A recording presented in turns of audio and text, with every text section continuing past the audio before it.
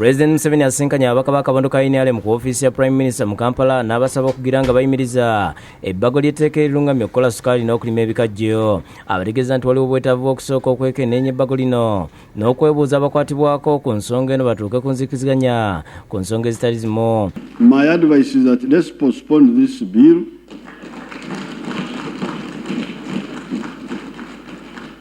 and we have more engagement. I'm about to start my up-country tours. I will go to those areas, also talk with the people directly. These people don't speak Greek, they speak languages which I understand.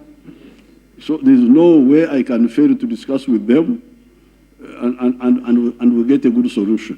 Abategeeza nti abantu abataweza ttaka yiika 6 tebasaanidde kulima bikajjo balime ebintu ng'emmwanyi n'ebibala n'okulunda n'ebirala ebireeta amangu ssente. Agamba nti mweteefuteefu okwogerezeganya ne bannannyini kampuni za sukaali okutunda emigabo eri abalimi b'ebikajjo, era n'asaba ababaka okuwagira ebintu ebigasiza awamu eggwanga okusinga ebigasa abantu ssekinnoomu. So please, let's be leaders, not people who are opportunists just looking for using obutamanya bw'abantu, using people's lack of knowledge, and you think you are a leader. That's not leadership.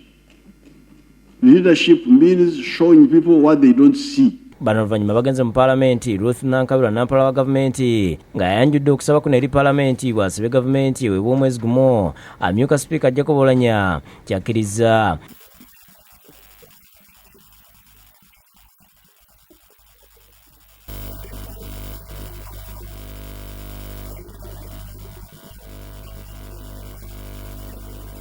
Bakira Paalamenti egenda mu maaso nga abalimi b'ebikajjo bangi bali mu kibanyi kya Paalamenti basaakaanya. Oulanyah ategeeza nti okuva wiiki ewedde woofiisi ye efunye ebiwandiiko okuva mu kampuni ezikola sukaali nga beemulugunya ku bbago eryo.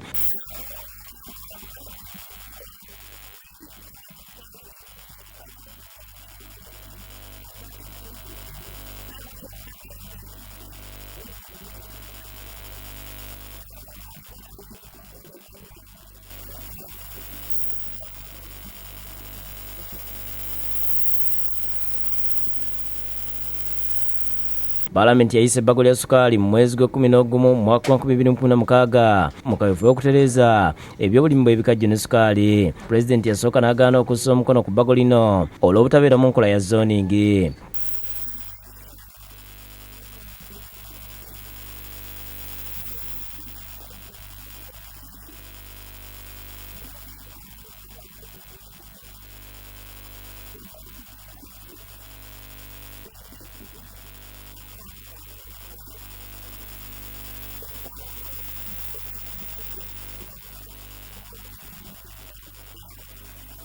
Sugar bill ne bwe baligireeta ekiro ne baligiyisa wansi w'ennyanja ne baligireeta batya teri agenda kukkiriza zoning tejja kubeerawo. Tubulire president amazima nze ni musanyufu nti era akitegedde nti babadde bamulimba naye komiti yeddeko ekole ensonga eziyamba abantu eziyamba Abannayuganda. Tewali kubuusabuusa, kubadde kulengera wala okumala otuwa obudde twongere okubuuza abantu baffe. Kijja kutuyamba okwanaganya abantu bonna abo abakwatibwa ku nsonga eno tukole etteeka nga tumanyi etteeka tujja ddissa mu nkola waleme kubeerawo anyigiriziddwa. Obedi Utale ne Rachel Nakasero okusekedde gulino Club KD TV.